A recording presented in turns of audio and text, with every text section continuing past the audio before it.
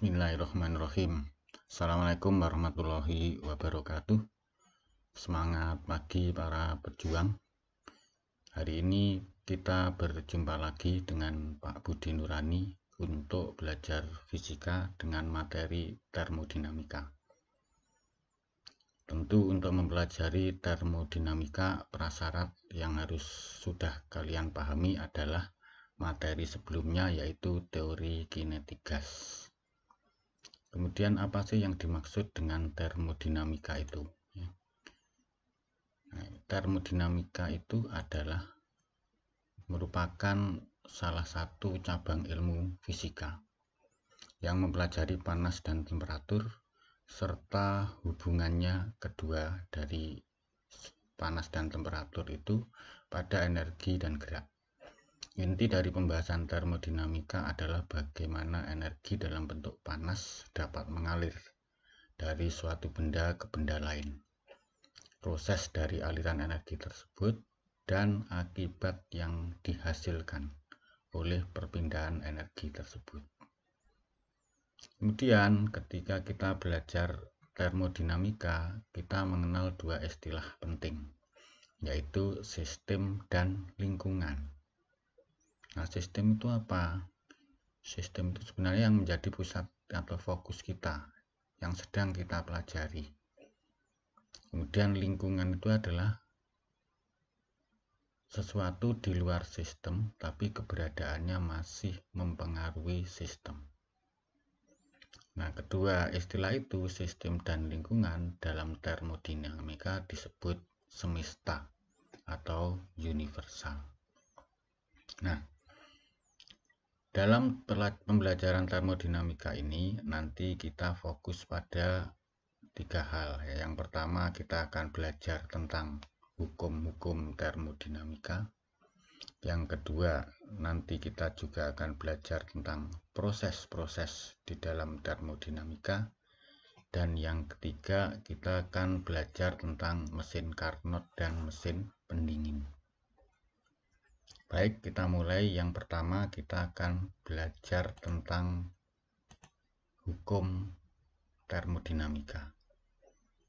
Hukum termodinamika itu sebenarnya ada mulai dari hukum ke-0 termodinamika, hukum pertama, dan hukum kedua. Namun di bagian ini kita fokus pada hukum pertama termodinamika. Nah, apa bunyi dari hukum pertama termodinamika itu? Nah, menurut hukum pertama termodinamika, jika ada kalor masuk dalam suatu sistem, maka kalor itu akan diubah menjadi energi dalam dan kerja atau usaha luar.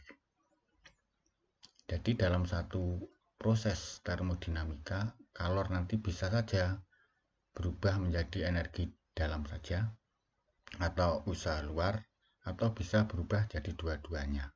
Makanya di sini ada istilah dan atau.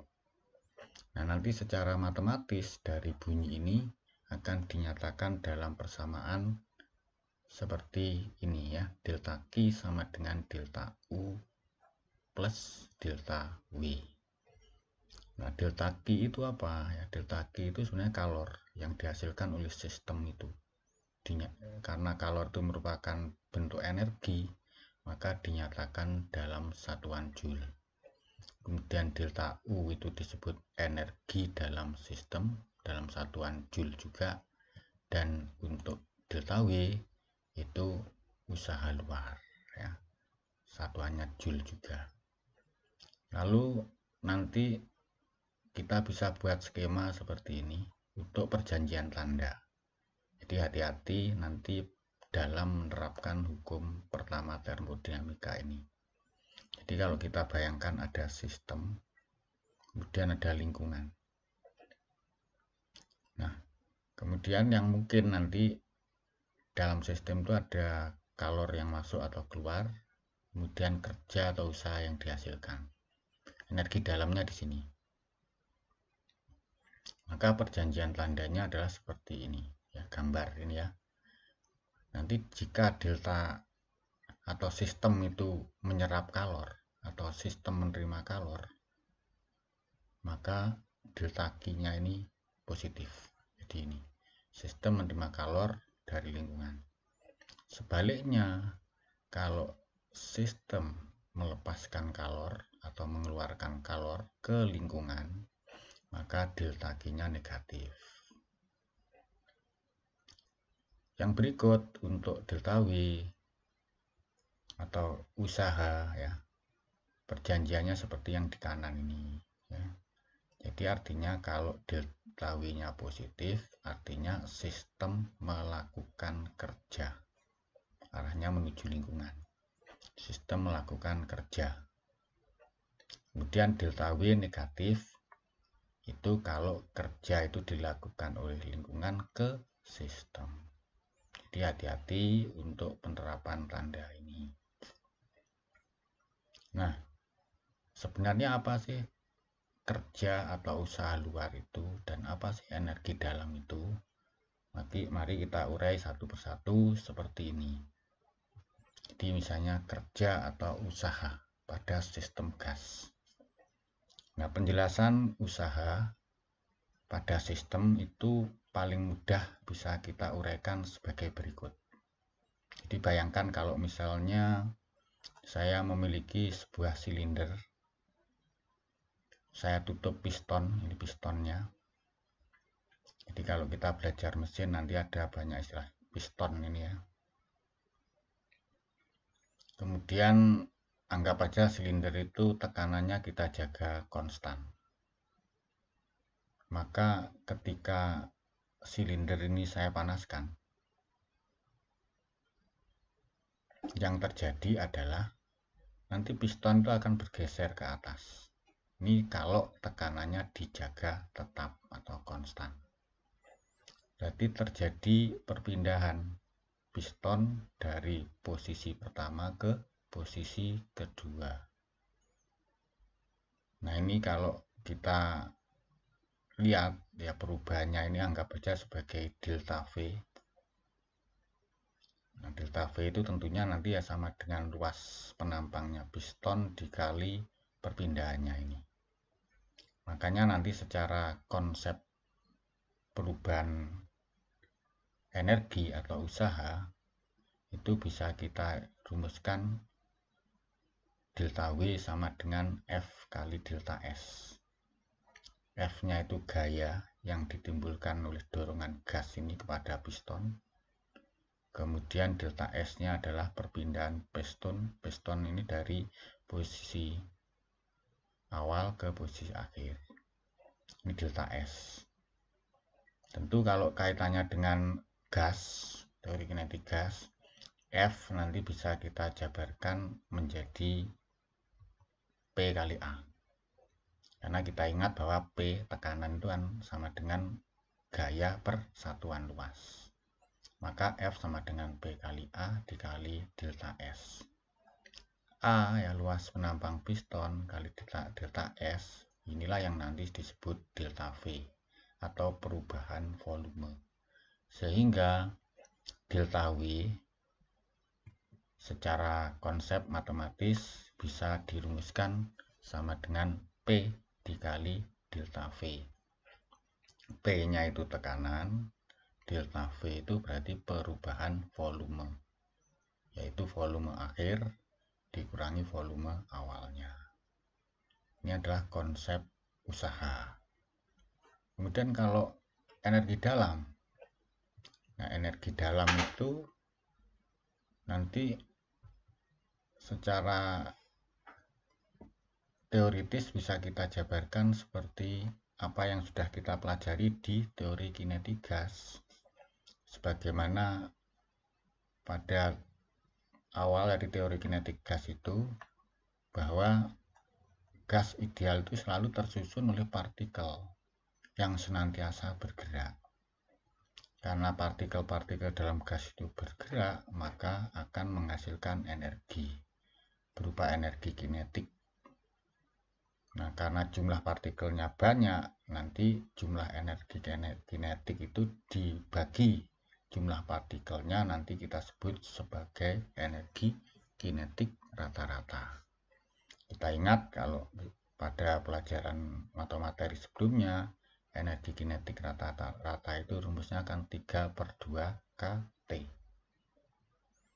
Nah, tentu nanti kalau kita terapkan ke dalam sistem gas ini, ambil misalnya di dalam sistem gas itu terdapat N buah partikel, maka energi yang dihasilkan di dalam sistem itu yang nanti kita sebut sebagai energi dalam. Berapa besarnya? Besarnya ini ya disimpulkan sebagai U ya. U itu energi dalam, itu sama dengan ya energi kinetik rata-rata dalam sistem tadi dikali jumlah partikel di dalam sistem gas itu. Jadi N itu jumlah partikel, EK itu energi kinetik rata-rata, dan U disebut energi dalam. Nah, jika energi kinetik tadi sudah saya katakan sama dengan 3/2 kT, maka energi dalam nanti dirumuskan sama dengan 3/2 N kali K kali delta T.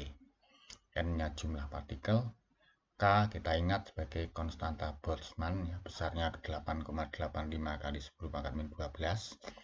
Delta T itu perubahan suhunya. Atau bisa juga ya NKT nanti dimodifikasi jadi nRT ya, boleh ya. N ini jumlah mol gas, R-nya itu konstanta gas umum. Kalau kita ingat besarnya 8,31 kali 10 pangkat 3 Joule per kilomol Kelvin. Delta T-nya adalah perubahan suhunya. Sehingga bisa kita simpulkan bahwa kalau usaha itu besarnya dipengaruhi oleh perubahan volume karena rumusnya P kali delta V, sementara kalau energi dalam perubahannya itu dipengaruhi oleh perubahan suhu ya, delta T-nya. Itu kemudian contohnya untuk soal kaitannya dengan perjanjian tanda tadi biar lebih mantap. Ini misalnya ada soal begini. Suatu sistem menyerap kalor sebesar 300 kalori dan serentak kerja 450 Joule dilakukan padanya. Ya, hati-hati memahami kalimat ini. Tentukan energi dalam sistem. Jadi dari soal ini terlihat bahwa jumlah kalor, ini kan sistem menyerap kalor. Berarti nanti delta Q-nya positif ya. Ini. Kemudian delta W-nya negatif karena ada kalimat serentak kerja 450 Joule dilakukan padanya. Nya itu artinya nya sistem ya. Jadi artinya delta W-nya dilakukan oleh lingkungan kepada sistem. Secara aturan tadi delta W-nya berarti negatif. Jadi saya ulang, delta Q positif karena sistem menyerap kalor.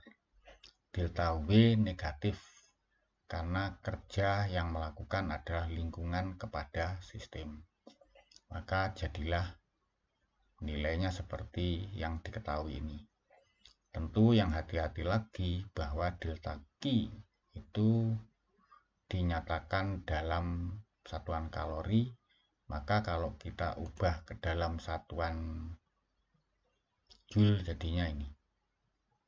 Masukkan ke persamaan hukum pertama termodinamika, delta Q sama dengan delta U plus delta W. Delta Q-nya 1260 Joule. Delta U-nya ditanyakan, delta W-nya min 450. Maka delta U ketemu sama dengan 1260 ditambah 450, jadinya 1710 Joule. Nah, ini kalau kita tidak hati-hati ya terhadap perjanjian tanda ini, jawaban ini bisa salah. Ya, jadi ini yang pertama. Baik, untuk selanjutnya kita belajar tentang proses-proses termodinamika. Jadi kita ingat ya bahwa nanti proses termodinamika dalam mengubah sistem itu ada 4 ya. Ada namanya proses isobarik, kemudian proses isokorik, proses isotermik, dan yang terakhir nanti proses adiabatik. Kita bahas satu persatu. Yang pertama tentang proses isobarik. Nah, proses isobarik itu apa? Nah, proses isobarik itu sebenarnya proses mengubah sistem yang mana tekanannya dijaga konstan. Jadi yang dijaga konstan itu tekanannya. Nah, volume dan suhunya berubah. Sehingga nanti dalam proses isobarik, kalau kita terapkan ke dalam hukum pertama termodinamika, persamaannya masih seperti semula. Karena apa? Karena delta T-nya berubah sehingga mengubah delta U, delta V-nya berubah sehingga mengubah delta W, sehingga delta Q pada sistem sama dengan delta U plus delta W. Terus yang berikut, nanti proses isobarik itu kalau dinyatakan dalam bentuk grafik, umumnya grafik itu grafik PV ya. Secara grafik P terhadap V, proses isobarik itu akan menghasilkan kurva yang biru ini, datar ya. Kurva ini menunjukkan bahwa nilai P itu konstan ya. Jadi prosesnya kurva mulai dari titik awal ke titik akhir, nilai tekanannya akan tetap. Yang berubah adalah volumenya. Berubah dari V1 ke V2. Nah, sesuai dengan rumus awal tadi, kita bisa mencari kerja atau usaha luar yang dihasilkan dari grafik ini. Caranya gimana? Ya sesuai dengan rumus delta W sama dengan P dikali delta V. Maka dari grafik PV ini kita bisa mendapatkan delta W itu sama dengan ini ya, luasan di bawah kurva yang ini. Cari luasnya. P kali delta V. Itu yang pertama, tentang proses isobarik. Yang kedua, ada proses isokorik atau proses isovolumik. Itu adalah proses mengubah sistem, tapi volumenya yang dijaga konstan. Sehingga nanti secara berurutan, kalau proses itu volumenya konstan, otomatis delta V-nya 0 ya. V konstan itu artinya kan V1 sama dengan V2. Berarti delta V yang sama dengan V2 dikurangi V1 sama dengan 0. Ketika delta V-nya 0, berarti delta W-nya ya 0. Karena delta W itu kan P kali delta V. Nah, delta W-nya 0 otomatis kalau kita masukkan ke persamaan hukum pertama termodinamika, ketemunya delta Q sama dengan delta U. Artinya, pada proses isokorik, seluruh kalor yang masuk ke dalam sistem akan diubah menjadi energi dalam saja. Kemudian tinjauan grafiknya, ada grafik PV. Kalau prosesnya isokorik, berarti V-nya konstan, grafiknya vertikal, P-nya berubah. Sehingga nanti kalau kita cari delta W-nya ya 0. Delta W-nya 0. Karena luasan di bawah kurvanya nggak ada. Itu ya. Yang ketiga ada namanya proses isotermik. Proses isotermik itu proses mengubah sistem dengan menjaga suhunya yang konstan. Suhu konstan berarti delta T-nya 0. Selanjutnya nanti delta U-nya 0. Kalau delta U-nya 0 berarti delta Q sama dengan delta W. Artinya proses isotermik itu kalor yang diserap sistem itu seluruhnya akan diubah menjadi usaha luar. Lalu grafik PV-nya gimana? Bentuknya seperti ini. Ya. Kalau T-nya konstan itu artinya kan P berbanding terbalik dengan V ya. P berbanding terbalik dengan V atau P seper V ya. Sebanding dengan seper V. P-nya semakin kecil, V-nya semakin besar. Perubahan nilainya berbentuk kurva eksponensial seperti ini.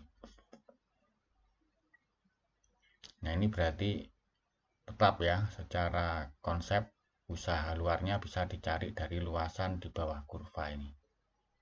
Nah, luasan ini kalau kita rumuskan nanti jadinya ini. Ya, ini luasan bawah kurva. W sama dengan nRT ln V2 per V1. Itu usaha dari proses isotermik. Yang terakhir tentang proses adiabatik. Proses adiabatik itu ya proses mengubah sistem, tapi yang dijaga konstan itu adalah kalornya. Ya, proses mengubah sistem dengan menjaga kalornya konstan. Berarti Q-nya konstan, delta Q-nya sama dengan 0. Akibatnya delta W sama dengan min delta U. Tinjauan grafiknya setelah ini ya. Ya ini ada tambahan ya sedikit. Nanti ada beberapa rumusan khusus adiabatik itu ada modifikasi seperti ini. P kali V pangkat gamma sama dengan konstan. Ini sebenarnya berangkatnya dari hukum Boyle-Gay-Lussac. P1V1 sama dengan P2V2. Tapi pada proses adiabatik itu jadi P kali V pangkat gamma itu konstan. Terus berarti kesebandingannya jadi begini. P1 kali V1 pangkat gamma sama dengan P2 V2 pangkat gamma. Diturunkan lagi, proses penurunannya nggak usah saya tulis di sini. Nanti ketemunya terhadap suhu itu T1 V1 gamma min 1 sama dengan T2 V2 pangkat gamma min 1. Nah, gamma itu nilainya sama dengan CP per CV. Nah, CP sendiri itu disebut kapasitas kalor pada tekanan konstan P ya. Kalau CV kapasitas kalor pada volume konstan. Nah, gamma itu kan CP per CV. Nah, gamma itulah yang nanti kita sebut sebagai konstanta Laplace.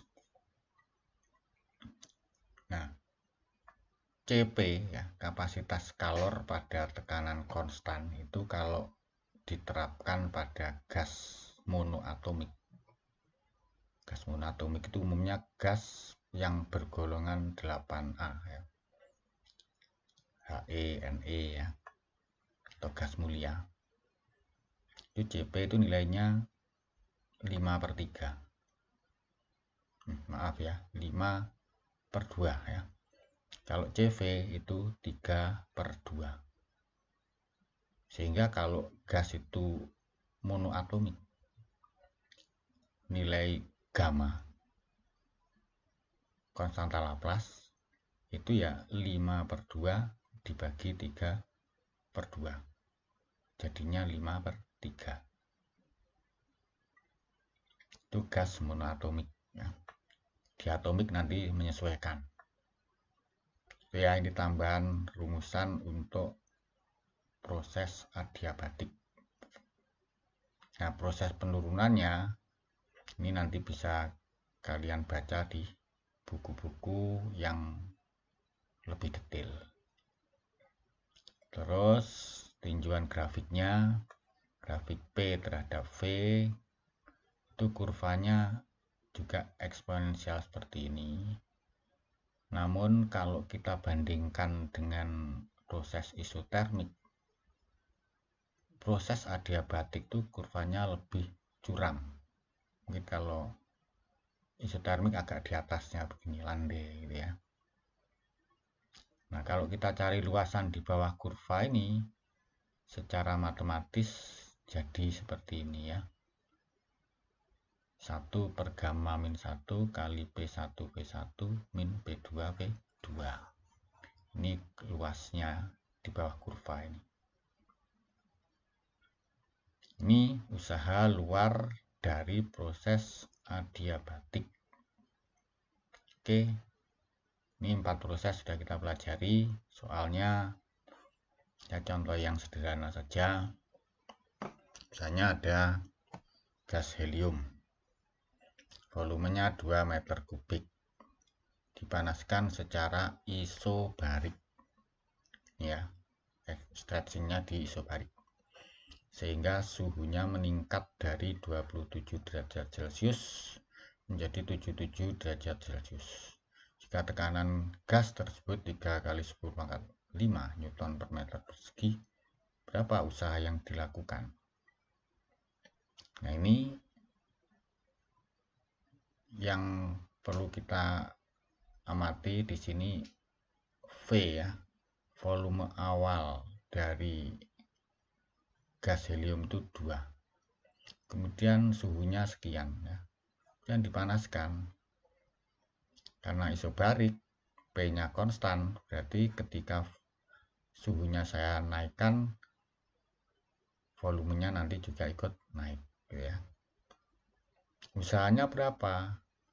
Nah, usaha itu sebenarnya ya nanti dirumuskan ini ya, P sama delta W sama dengan P kali V2 min V1.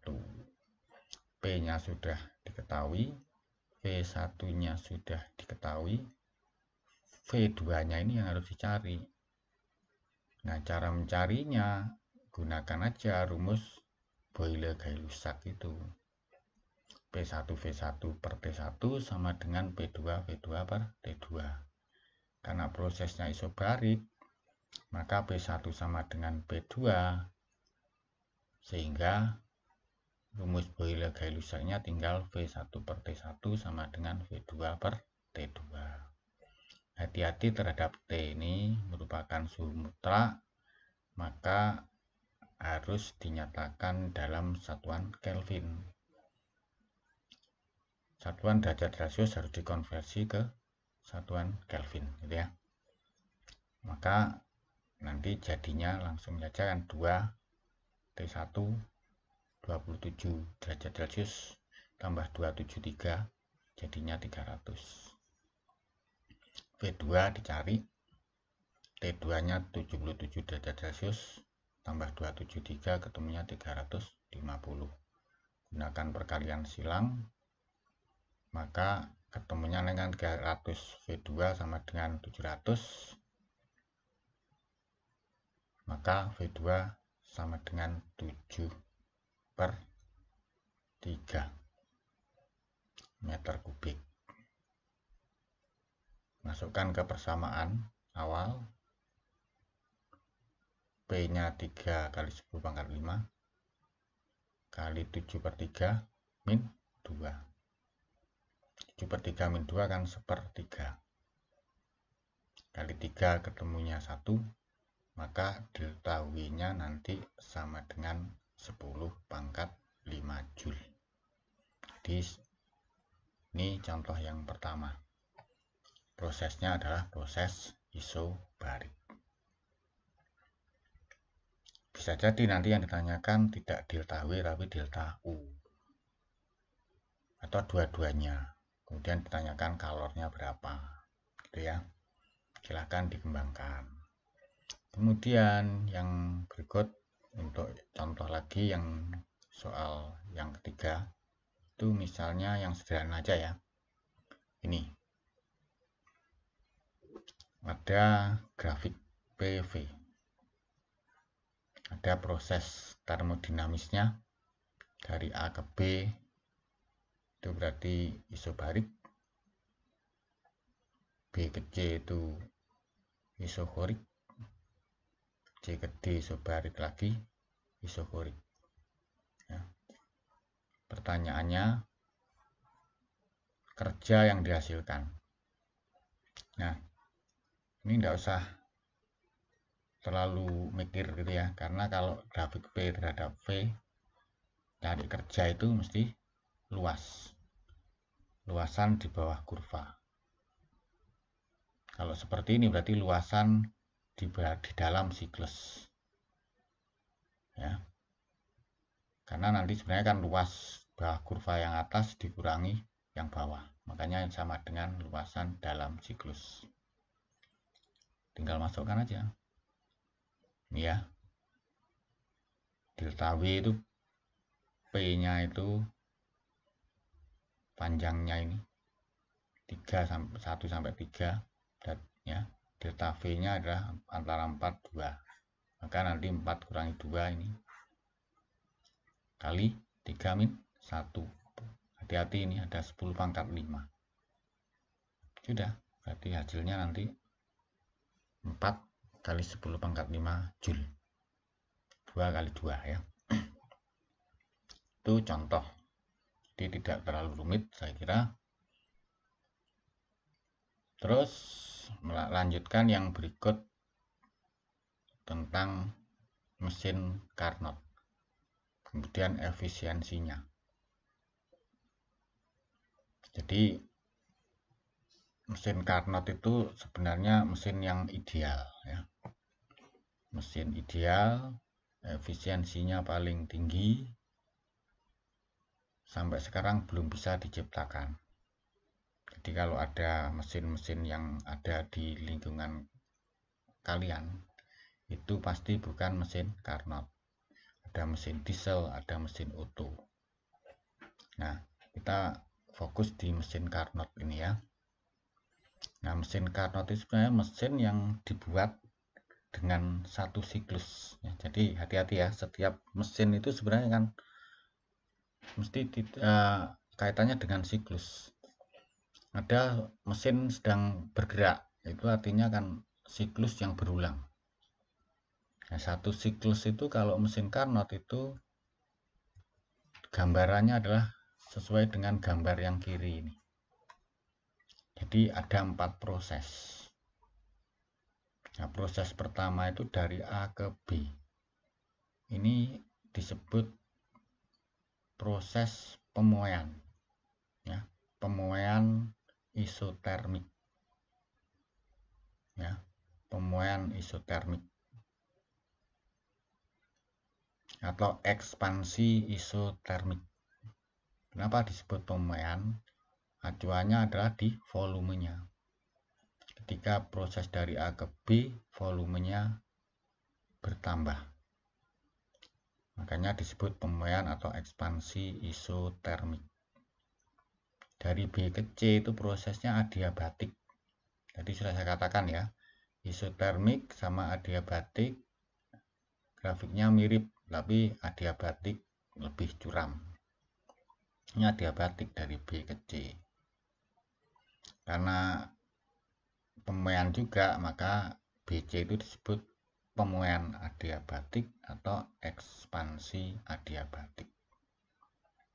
Kemudian balik ke dari BC ke D itu isotermik lagi, tapi terjadi kompresi ya. Jadi kompresi atau pemampatan. Karena V ke D itu, VC dan VD itu mengecil kan. Jadi terjadi kompresi. Kemudian dari D ke A itu adiabatik lagi juga kompresi ya, jadi kompresi atau pemampatan. Mungkin kalau digambar dalam mesin ya, piston dalam mesin, silinder dan pistonnya seperti ini. Jadi kalau kita panaskan ya, jadi biasanya pakai bahan bakar, panaskan, maka bahan bakar masuk pada mesin, nanti yang terjadi adalah pistonnya naik. Ini terjadi pemuaian lagi, volumenya bertambah. Maka disebut isothermal expansion. Nah, kemudian dari setelah isothermal expansion, tadi kan suhunya yang dijaga konstan, sekarang kalornya ya, dan tidak dimasuki kalor lagi, suhunya masih meningkat, nanti akan terjadi ekspansi lagi, volumenya bertambah. Baru setelah itu nanti memampat ya, memampat, ini ada kalor yang terbuang. Nah, di samping kalor yang terbuang nanti ada energi yang dihasilkan, usaha luar yang dihasilkan. Makanya setiap mesin itu mesti ada pembuangannya. Ya, ini terakhir adiabatik, balik ke sini. Ya, balik ke isotermik lagi. Dari gambar kiri ke kanan, balik ke kiri, namanya siklus. Nanti secara skema bisa dilihat di gambar paling kanan. Berarti kalor masuk, kalor yang masuk itu sebagian akan terbuang, sebagian lagi dimanfaatkan sebagai usaha luar. Inilah yang nanti menggerakkan mesin tersebut. Nah, ini adalah gambaran kerja mesin Carnot. Atau secara umum mesin itu kerjanya ya seperti itu, mesti menggunakan siklus. Nah, lalu berapa efisiensinya? Nah, untuk menghitung efisiensi mesin, efisiensi itu sebenarnya yang berguna dibagi yang masuk. Jadi kalau ada skema seperti ini tadi, efisiensi mesin Carnot itu yang berguna itu yang ini, W out-nya ini ya, atau usaha luar, masukannya adalah kalor yang dimasukkan lagi, Q in. Nah, makanya secara matematis efisiensi, ya, eta ini efisiensi, itu sama dengan W dibagi Q1. Nah, lihat skema ini, W itu sama dengan apa? Tentu W itu kan sama dengan Q1 dikurangi Q2, betul ya? Q1 itu kan ini tambah ini, makanya W sama dengan Q1 min Q2. Q1 dibagi Q1 itu 1, berarti sama dengan 1 min Q1 per Q2. Nah, dalam mesin tersebut sebenarnya kalau Q-nya itu tinggi, jadi reservoir tinggi, itu suhunya ya tinggi. Reservoir rendah, suhunya lebih rendah. Makanya keidentikan Q dengan T itu bisa digambarkan atau dirumuskan seperti rumus ini, Q2 bagi Q1 sama dengan T2 per T1. Sehingga efisiensi itu bisa dinyatakan juga dalam persamaan suhu, eta sama dengan 1 min T2 dibagi T1. T2 itu suhu pada reservoir rendah, T1 itu suhu pada reservoir tinggi. Ini adalah efisiensi mesin Carnot. Umumnya efisiensi itu dinyatakan dalam satuan persen. Makanya kalau dinyatakan dalam satuan persen, tinggal kalikan aja dengan 100%. Ya, ini efisiensi mesin Carnot. Nah, contoh-contoh soal yang sering muncul itu biasanya seperti ini. Ada grafik, ya persis ya, ini grafiknya A, B, C, D balik ke A. Anggaplah pada proses isotermik dari A ke B, suhunya konstan kan, isotermik itu 227 derajat Celcius. Kemudian adiabatik suhunya berubah, turun ya, dari 227 jadi 27. Saat ini berarti kalornya yang konstan. Kemudian isotermis lagi dan adiabatik lagi. Jadi Q1 kalor yang masuk, ini W-nya usaha luar yang dihasilkan, Q2 itu kalor yang terbuang. Seperti ini. Anggap misalnya pada reservoir suhu tinggi itu kalor yang diserap sebesar 1200 Joule. Pertanyaannya, efisiensi mesin Carnotnya berapa? Dan usaha mesin berapa? Karena di sini yang diketahui suhu, maka efisiensi mesin Carnot jelas bisa dinyatakan dalam persamaan suhu ini ya. Tidak usah saya tulis lagi. Ini berarti efisiensi sama 1 min T2. T2 itu suhu pada reservoir rendah 27 derajat Celcius, dikonversi ke dalam Kelvin, ketemunya 300 dibagi T1, 227 tambah 273 ketemunya 500 kali 100%. Ini ya, 1 dibagi 3/5 jadi 2/5 kali 100. Maka efisiensi mesin tersebut adalah 40%. Itu. Kemudian kalau usaha mesin Carnotnya berapa? Nah, kalau yang B tentu kita berangkat dari definisi awal efisiensi, bahwa efisiensi sama dengan B per Q1. B-nya dicari, efisiensinya sudah ketemu sebelumnya, Q1-nya, nah jadinya ini. B sama dengan efisiensi kali Q1. Efisiensinya 40% atau 0,4 kali 1200. Tahu ya, 1200. Hasilnya 480 Joule. Itu ya, itu contoh soal efisiensi. Kemudian contoh yang lebih lagi ya, nanti ada ini. Ini umum juga ya, sering muncul. Kita bandingkan dua keadaan. Ada mesin Carnot bekerja pada suhu tinggi 627 derajat Celcius. Saat itu efisiensinya 50%. Nah, kita ingin meningkatkan efisiensi mesin tersebut menjadi 70%. Suhu rendahnya dijaga tetap. Berarti suhu tingginya yang kita ubah. Berarti dua kondisi ini, T2-nya dibuat tetap, yang diubah menjadi T1. Maka kalau sesuai dengan rumus ini ya, eta sama dengan 1 min T2 per T1, maka T2 ini kan sama dengan apa? 1 dikurangi eta dikali atau dalam kurung T1. Anggaplah kondisi awalnya T1-nya itu T1, etanya ya eta, kemudian kondisi 2-nya saya beri aksen gitu ya. Maka perbandingannya kan gini, T2 sama dengan T1 min 1 kali eta sama dengan T1 aksen. Ini kondisi kedua ya, 1 min eta aksen.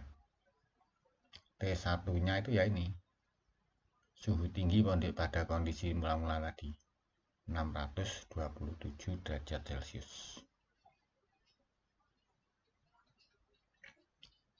Efisiensi pada kondisi mula-mula 50%.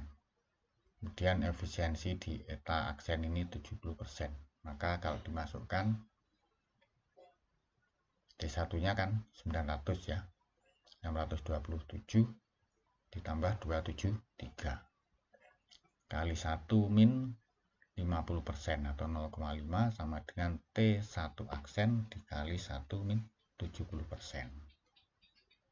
Perkalian silang ya, T1 aksen sama dengan 900 kali setengah dibagi 0,3, ketemunya 1500 Kelvin. Jika T1 aksen dinyatakan dalam satuan derajat Celcius, ya 1500 dikurangi ya 273 ketemunya 1227 derajat Celcius ya. Itu tentang mesin Carnot, efisiensinya seperti apa. Yang terakhir ada mesin pendingin, ada kulkas ya. Kemudian pendingin ruang, itu masuk kategori mesin pendingin. Nah, prosesnya gimana? Sebenarnya kalau mesin pendingin itu prosesnya ya kebalikan dari mesin pemanas, mesin panas ya, mesin Carnot tadi. Lihat aja panahnya kan dibalik, nggak dibalik aja. Jadi ureanya adalah mesin ini akan mengalirkan kalor keluar ya.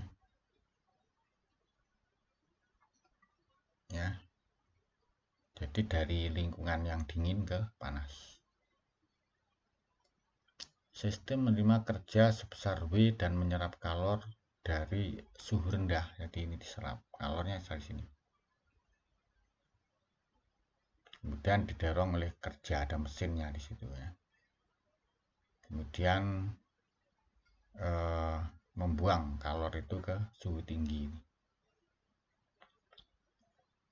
Nah, nanti akan berlaku persamaan ya, yang nanti kita sebut sebagai koefisien performansi.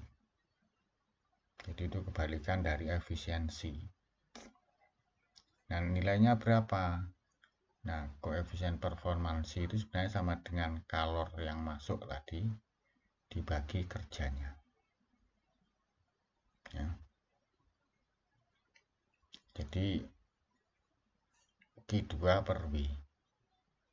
Kalau W-nya itu sama dengan Q1 per Q2, maka Kp sama dengan Q2 per Q1 min Q2, atau kalau diidentikan dengan T, ketemunya T2 per T1 min T2. Itu ya. Jadi kebalikannya saja. Ya, itu contoh proses mesin pendingin. Lalu soal yang mungkin itu contohnya yang ini. Satu aja ya. Ini ada sebuah kulkas memiliki suhu rendah min 13 derajat Celcius dan suhu tinggi di lingkungannya itu 27 derajat Celcius. Biasanya suhu ruang ya. Jika kalor yang dipindahkan dari reservoir tinggi ke rendah adalah 1300 Joule, tentukan usaha yang diperlukan kulkas ya. Di usaha ya, atau dorongan energi dari luar. Biasanya Pak, kalau kehidupan sehari-hari dorongannya itu pakai energi listrik. Jadi energi listriknya itu 1300 Joule. Berapa usahanya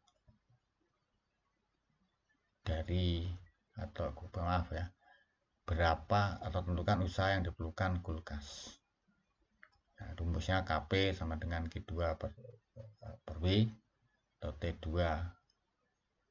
per T1 min T2. T1 nya diketahui, yang tinggi kan 27 derajat Celcius, T rendahnya min 13 derajat Celcius, Q2 nya 1300 Joule, maka W nya berapa ya, energi listrik yang diperlukan itu berapa, usaha luar. Maka dari rumus Kp, Q2 nya diketahui, tinggal masukkan, hati-hati suhu dinyatakan dalam satuan Kelvin, sehingga kalau di soal dalam satuan derajat Celcius dikonversi dulu. Angkanya kita masukkan, sudah ketemu, maka dengan perkalian silang 1300 per W sama dengan 260 min 40. Jadinya seperti ini. W sama dengan 1000. Ya. Ini diulang lagi ini. Maka W-nya nanti ketemu sama dengan 200 Joule ya. Ini ya, variannya tidak banyak soal-soal seperti ini. Makanya saya beri contoh satu soal saja. Saya kira itu untuk hari ini anak-anak semua para pejuang. Semoga apa yang kita pelajari hari ini menjadi pencerahan kita semua, sehingga kita bisa mengembangkan, menambah ilmu ya. Terima kasih. Mohon maaf kalau ada kekurangan dalam penyampaian saya. Semoga bermanfaat. Kami akhiri. Billahi taufik wal hidayah. Assalamualaikum warahmatullahi wabarakatuh.